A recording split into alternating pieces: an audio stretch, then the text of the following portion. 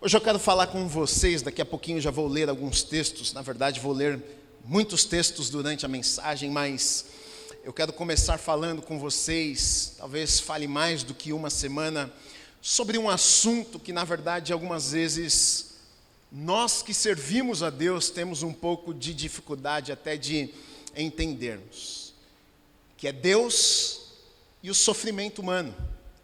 Deus e o nosso sofrimento, e a nossa dor, e os problemas da vida, e as dificuldades da vida. Na verdade, esse é um assunto que até os ateus, aqueles que não acreditam em Deus, um dos argumentos que eles usam é exatamente este. Porque eles dizem, bom, se existe um Deus, como vocês falam, que é um Deus poderoso, é um Deus onisciente, é um Deus onipresente, ou seja, aquele que tem poder para realizar e fazer o que Ele deseja, se Ele está em todos os lugares e se Ele vê todas as coisas, e ao mesmo tempo Ele é bom, porque o que vocês dizem é que Ele é tudo isso e ainda por cima Ele é bom, então qual é a explicação para o mal? Qual é a explicação para a nossa dor? Qual é a explicação para o sofrimento? Deus não pode, o que eles atestam é que Deus não pode ser as duas coisas ao mesmo tempo, ou Ele é soberano, ou Ele é poderoso, ou Ele é onipresente, onisciente, ou Ele é bom. Porque se Ele é o todo-poderoso e não faz nada a respeito à nossa dor e ao nosso sofrimento, isso significa então que Ele pode ser poderoso, mas Ele não é bom. Ou se Ele é bom, talvez Deus seja bom, é o que eles dizem, talvez esse Deus que vocês falam, talvez realmente Ele seja um bom Deus.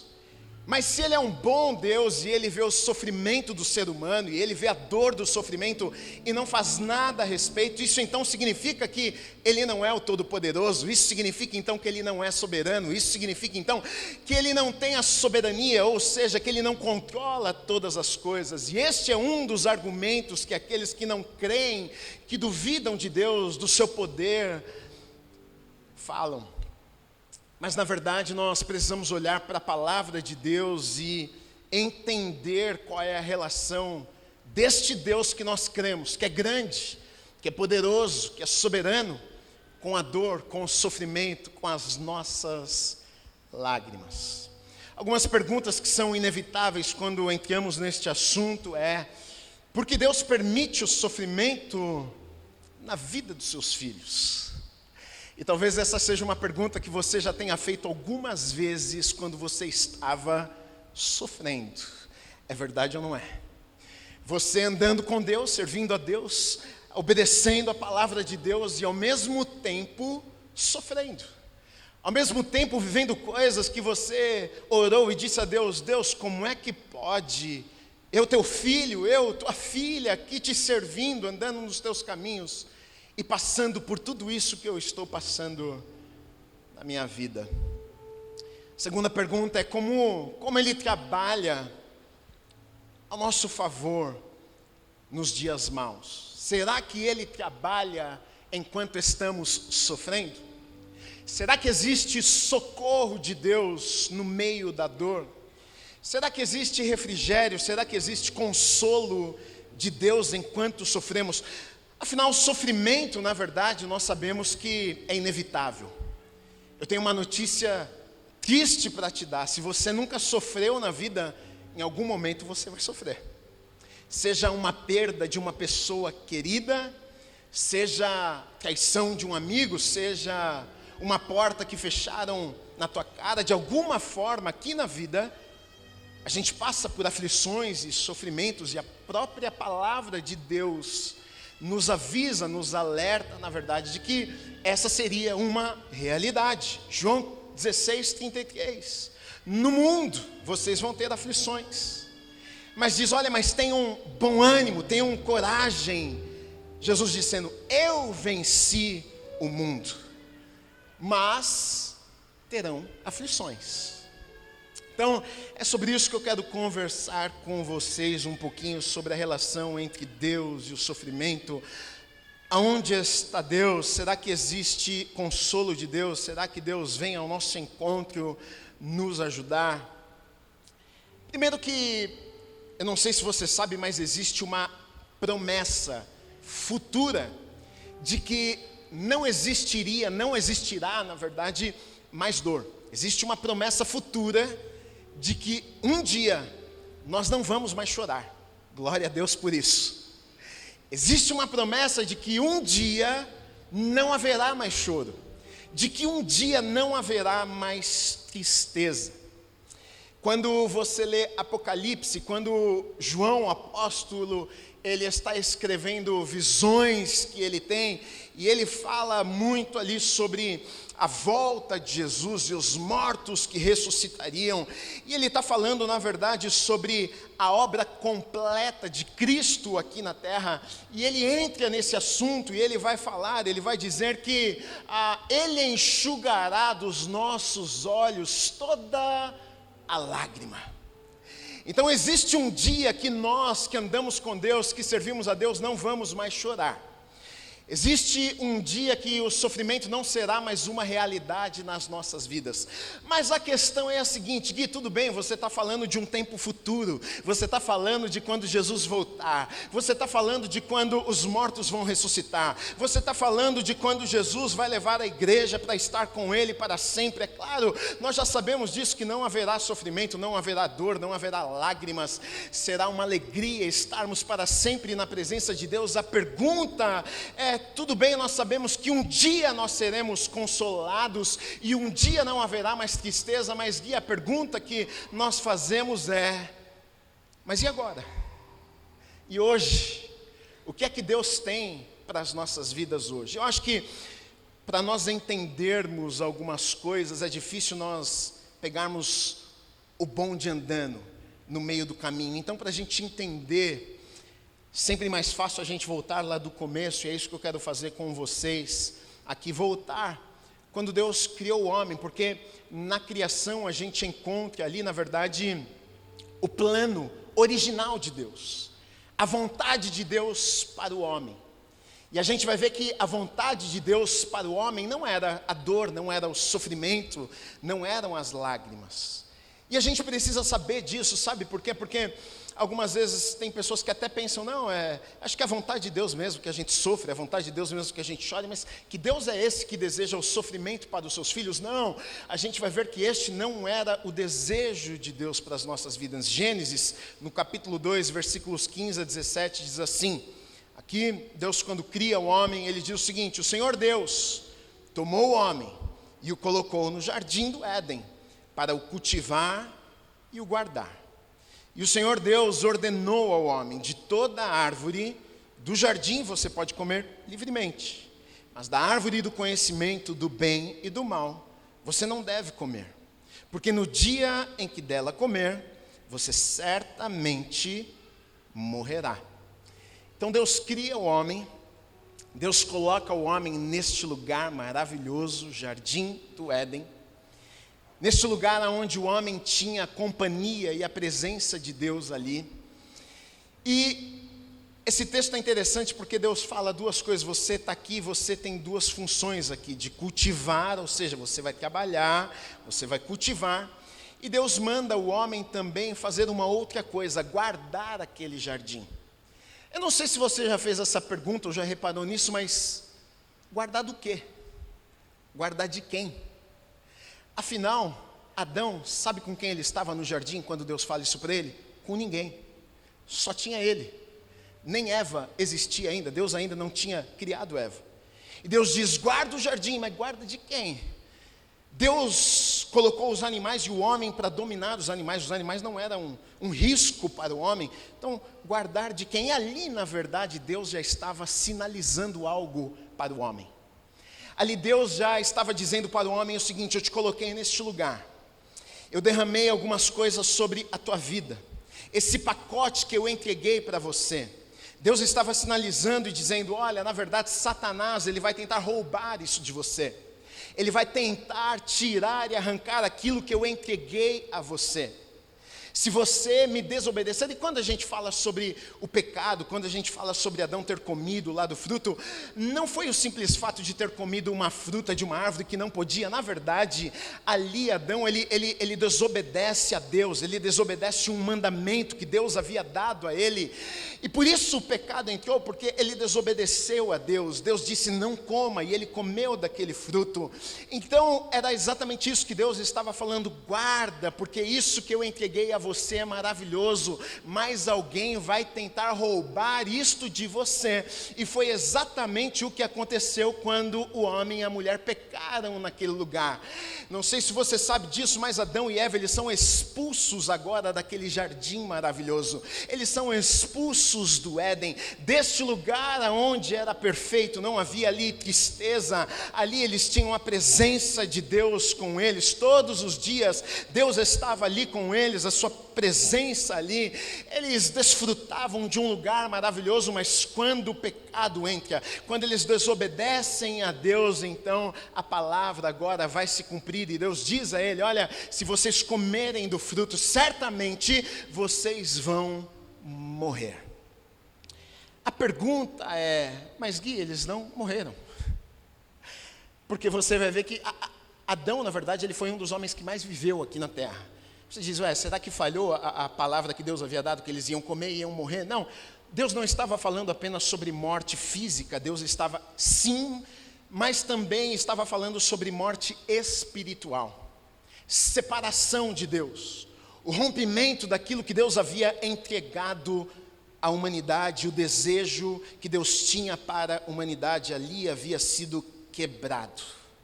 Então, na verdade, esta morte não era apenas física, porque um dia sim o homem iria morrer, mas era ali uma morte espiritual, separação de Deus, separação do plano de Deus, separação das bênçãos que Deus tinha, separação daquilo que Deus havia preparado para a humanidade. E se você for ler, na verdade, ali em Gênesis, quando fala das consequências terríveis, Gênesis 3:16-19 diz assim: e a mulher, ele disse, isso depois de eles terem comido do fruto: aumentarei em muito os seus sofrimentos na gravidez, com dor você dará aos filhos, o desejo será para o seu marido e ele a governará. E Adão disse: por ter dado ouvidos à voz da sua mulher e comido da árvore que eu havia ordenado que não comesse, maldita é a terra por sua causa, em fadigas, em cansaço, você obterá dela o sustento durante os dias da sua vida. Ela produzirá também espinhos e ervas daninhas, e você comerá a erva do campo. No suor do seu rosto você comerá o seu pão, até que volte à terra, pois dela você foi formado, porque você é pó, e ao pó voltará. A dor entre aqui, o sofrimento entre aqui, os problemas e as tribulações e a dificuldade, as lágrimas entram aqui, e Deus diz isso ao homem, diz isso à mulher. Mas o pior de tudo, sabe qual é? É que tudo isso que acontece ali, na verdade, não para ali. O que aconteceu ali no Éden chega até nós.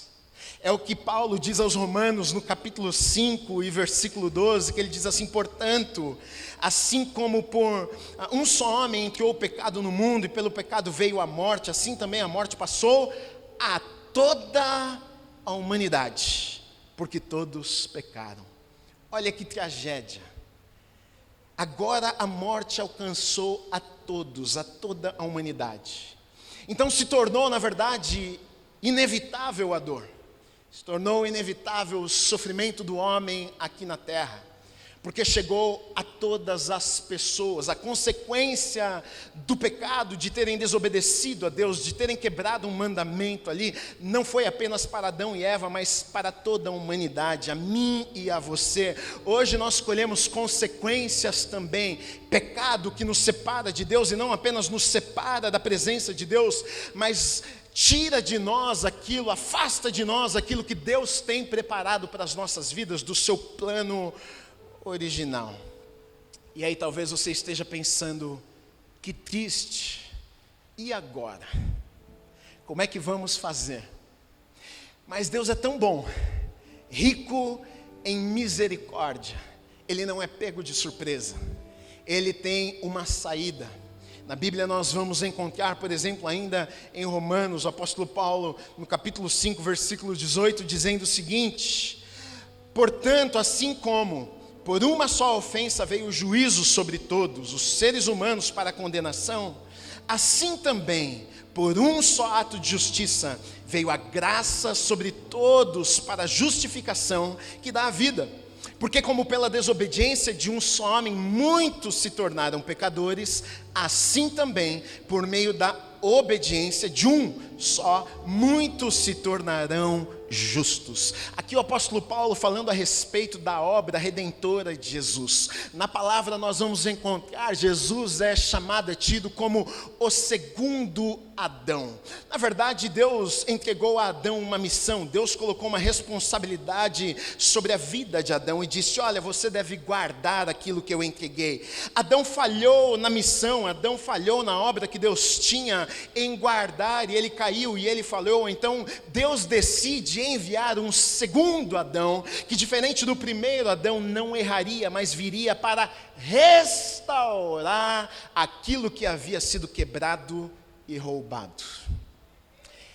Apóstolo Paulo aos Efésios, no capítulo 2, versículos 4 a 6, diz o seguinte: mas Deus, sendo rico em misericórdia, por causa do grande amor com que nos amou, e estando nós mortos em nossas transgressões, nos deu vida, juntamente com Cristo, pela graça vocês são salvos, e juntamente com Ele nos ressuscitou, e com Ele nos fez assentar nas regiões celestiais em Cristo Jesus. Então é isso que o segundo Adão, Jesus, ele vem fazer. Ele vem restaurar aquilo que havia sido quebrado, aquilo que havia sido rompido. E desde lá de trás, na verdade 700 anos antes de Cristo, promessas e profecias a respeito do que aconteceria. Por exemplo, Isaías profetizou e ele diz o seguinte, olha, no capítulo 25, versículo 8, tragará a morte para sempre. Ele está falando de Jesus. Assim como o Senhor Deus enxugará as lágrimas de todos os rostos e tirará de toda a terra o vexame do seu povo, porque o Senhor falou. 700 anos antes de Cristo, existe aqui uma profecia messiânica de que Jesus viria e a morte seria vencida, e não apenas a morte seria vencida, mas Ele enxugaria dos nossos olhos toda a lágrima. Aqui está falando sobre restauração. Restauração do quê?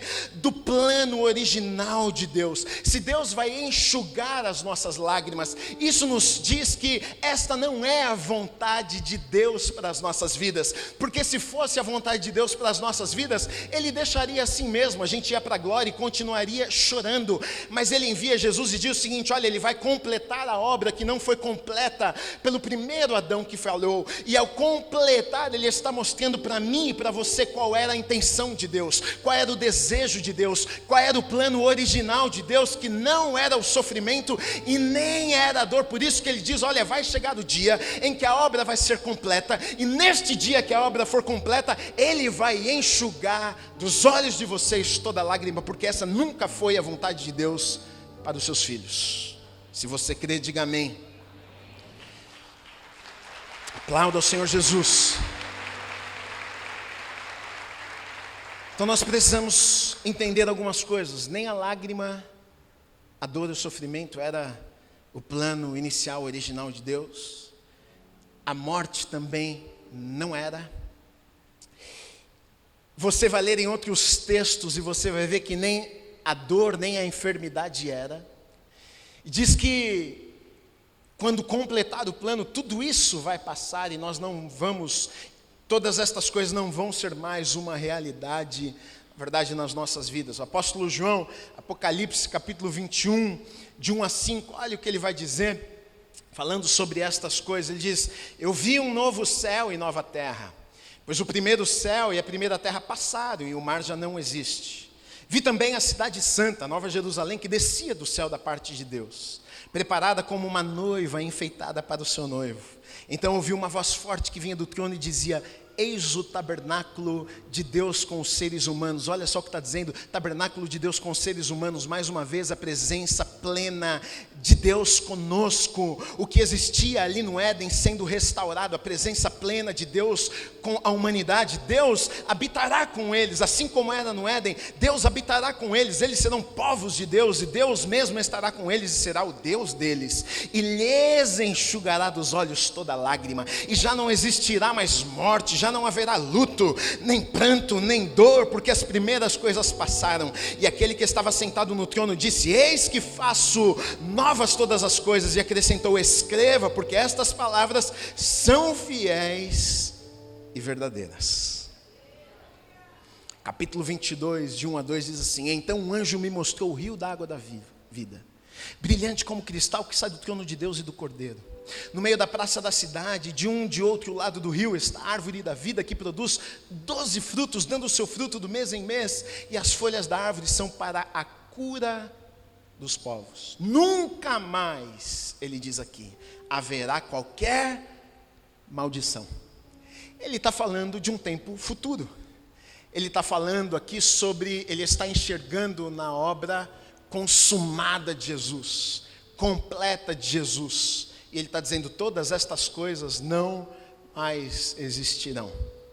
De novo, a pergunta que nós fazemos: glória a Deus por isso, Gui, aleluia, estou cansado de sofrer, não aguento mais sofrer. Ainda bem que você me deu a notícia que um dia essa dor vai acabar.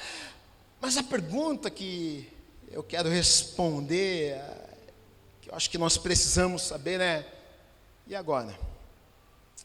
Se nós já entendemos que não era a vontade de Deus a dor, o sofrimento, as lágrimas, sim, a gente já entendeu que o problema se instalou e entrou no mundo por conta do pecado.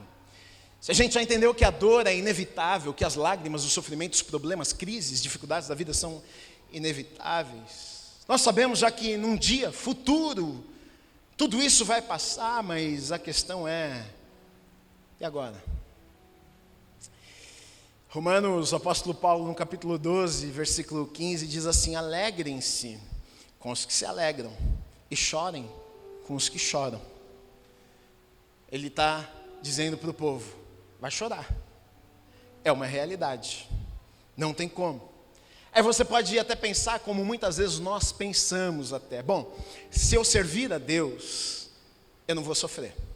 Se eu andar com Deus, eu não vou chorar. Se eu andar com Deus, eu não vou enfrentar lutas na minha vida. Então eu vou ler para você 2 textos aqui de homens que andaram com Deus, de pessoas aqui em Atos dos Apóstolos. Está falando de Atos dos Apóstolos, a caminhada dos apóstolos, o que eles fizeram. E aqui é gente de Deus, é gente que andava com Deus. Olha o que diz em Atos 20, 19: servindo o Senhor com toda a humildade, com lágrimas e com as provações que me sobrevieram pelas cidades dos judeus. Atos 20, 31: portanto vigiem, lembrando que durante 3 anos, noite e dia, não cessei de admoestar com lágrimas cada um de vocês.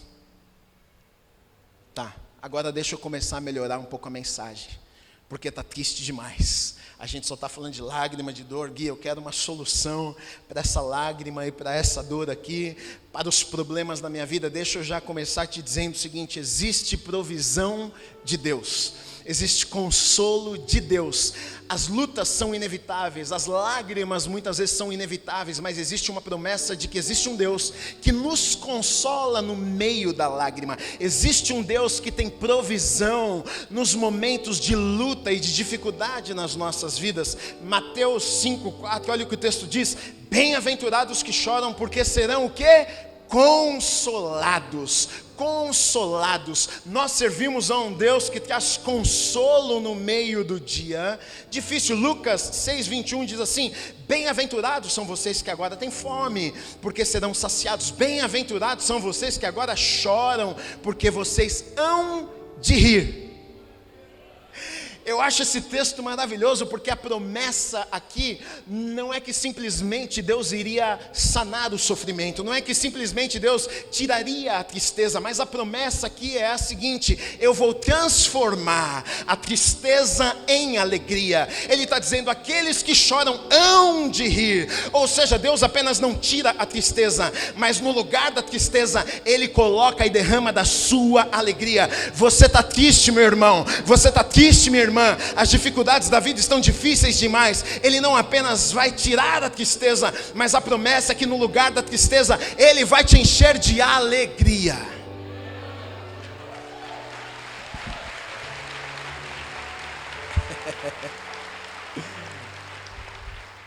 Então eu quero usar um texto aqui para ilustrar e trazer um ensinamento sobre tudo isso que nós estamos falamos até aqui. Tem um salmo de Davi que ele está vivendo exatamente tudo isso que nós estamos falando. Ele está sofrendo, ele está chorando, ele vive dias extremamente difíceis. Esse salmo aqui, ele é escrito no momento que Davi foi preso em Gate. Ele está fugindo do rei Saul, e Saul queria matá-lo e destruir a vida dele. Ele foge, ele chega em Gate. Quando ele chega lá, as pessoas reconhecem ele e falam: você é um soldado poderoso de Saul, que já matou um monte de gente. E Davi, com medo, ele se finge de louco, começa a babar e fingir que ele era louco, e o prendem ali. E esse Salmo 56 é desse momento de dor, de crise, de tristeza, dificuldade que Davi está vivendo.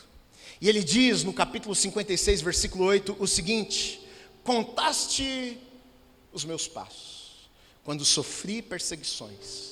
Recolhe as minhas lágrimas no teu odre.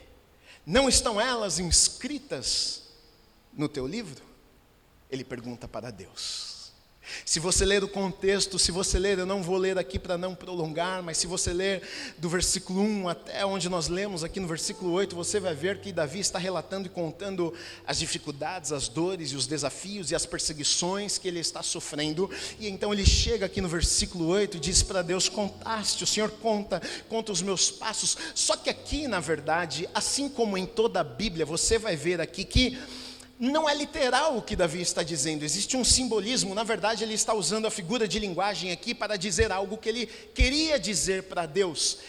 Contaste os meus passos. Não necessariamente Deus estava contando os passos de Davi, até porque Deus não precisa contar o passo de ninguém, porque antes de Davi dar o passo, Deus já sabia quantos passos Davi iria dar. Então, Davi não está dizendo contaste os meus passos porque ele está achando que, olha, Deus conta 1, 2, 3. Não, ele está dizendo: o Senhor conhece a minha vida.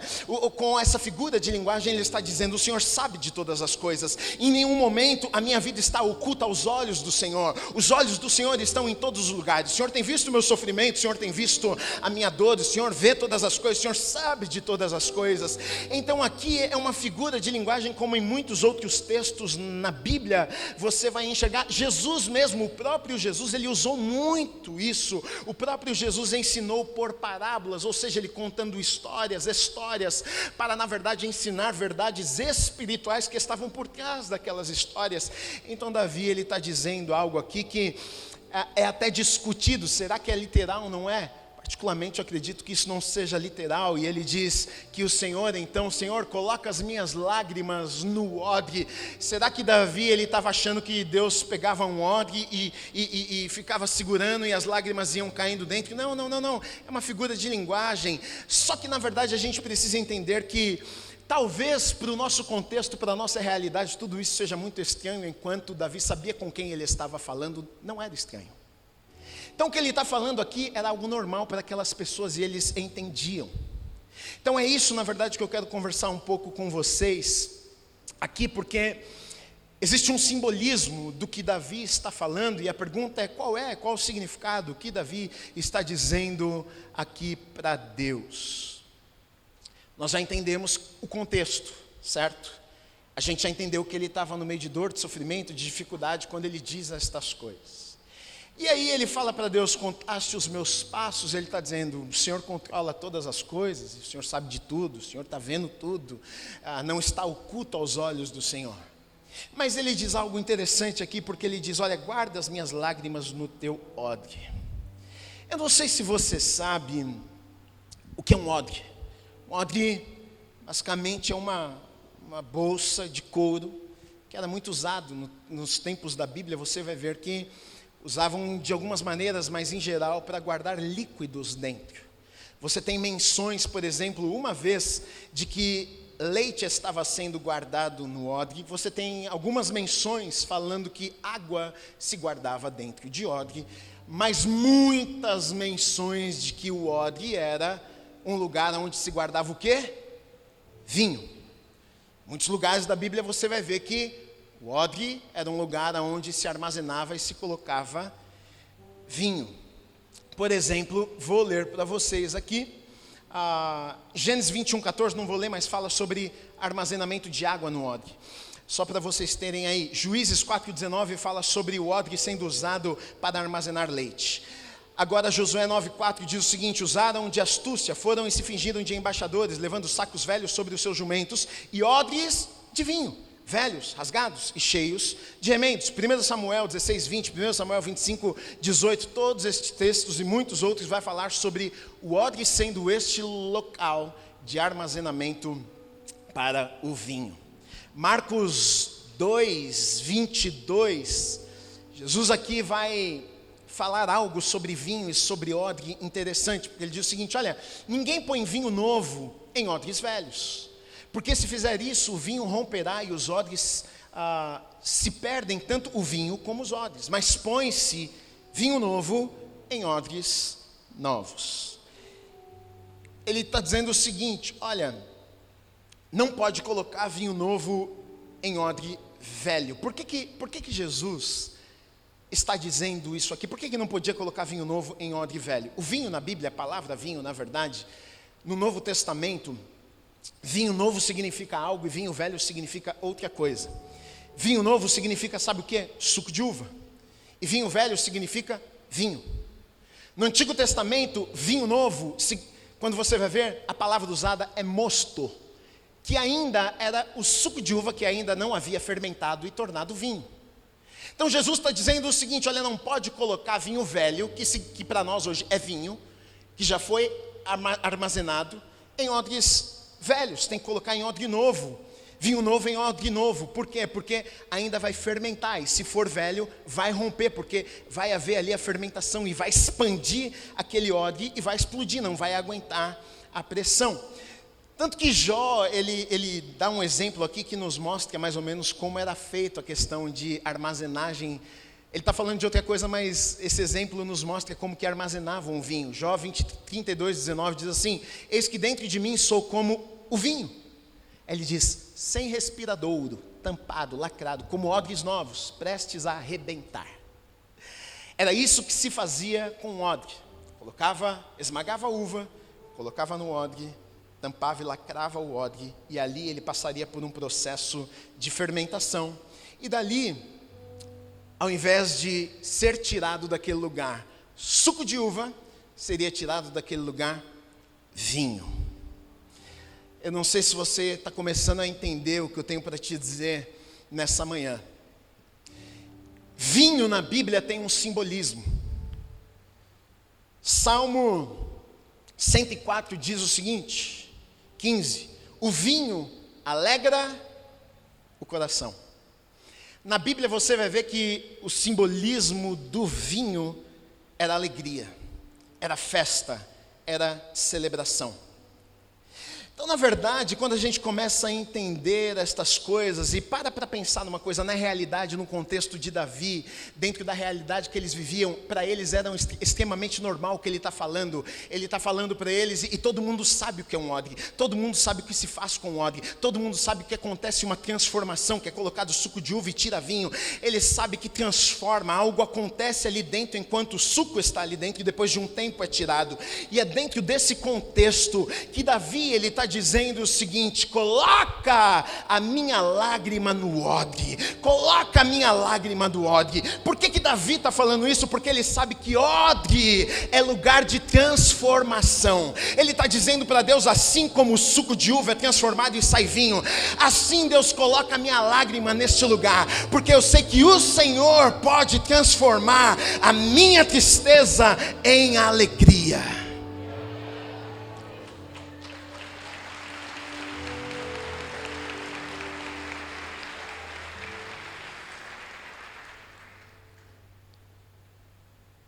Nós podemos comprovar que essa é a interpretação mais certa que existe? Não. Mas deixa eu te dizer uma coisa, é bíblico. Não contraria, pelo contrário, afirma, atesta muitas outras coisas, palavras que estão na Bíblia. A gente vai ver que existe um Deus, sim, que transforma tristeza em alegria. Essa questão desse texto é discutida e eu acho que a melhor interpretação seja essa, porque Davi sabia com quem ele estava falando. E ele diz isso: coloca a minha lágrima no teu odre. Às vezes no meio da dor e no meio do sofrimento a gente pensa que as nossas lágrimas estão caindo no chão, no mar do esquecimento. A gente pensa que Deus não está vendo o que está acontecendo. A gente pensa que Deus não se importa com a nossa lágrima, com os nossos problemas. Mas assim como Davi, ele dizendo para Deus: olha, coloca, Deus, conta as minhas lágrimas, coloca no odre.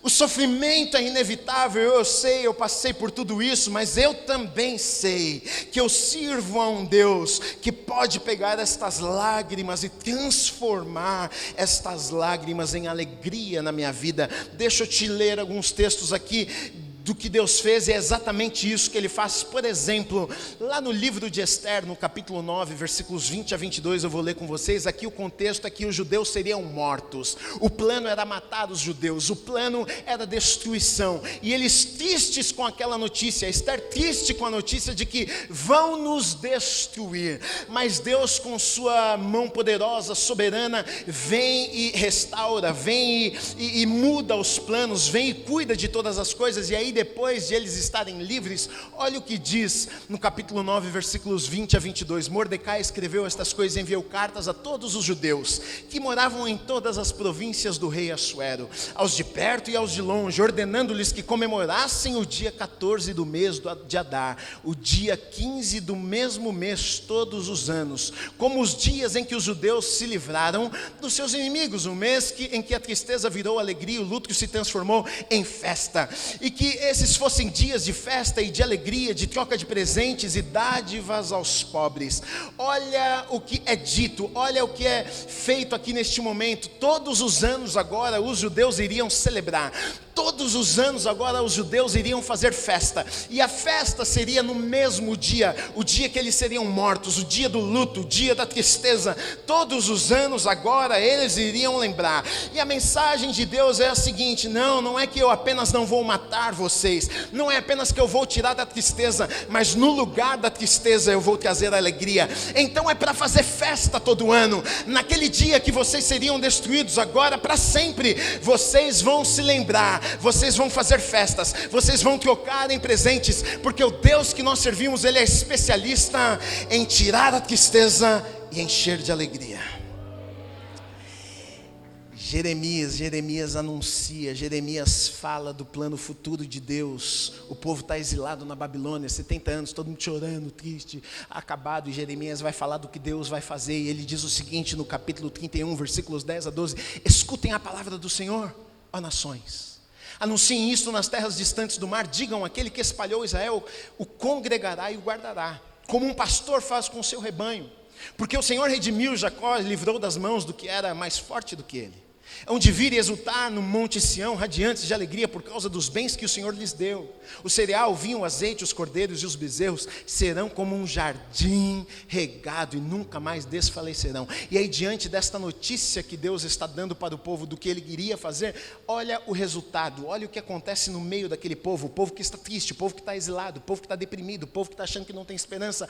Olha a reação deles quando eles ouvem a notícia, a promessa de Deus para a vida deles. Jeremias 31:13. Então a virgem se alegrará na dança, juntamente, este seria o resultado, juntamente com os jovens e os velhos, transformarei o seu pranto em júbilo e os consolarei, eu lhes darei alegria em vez de tristeza.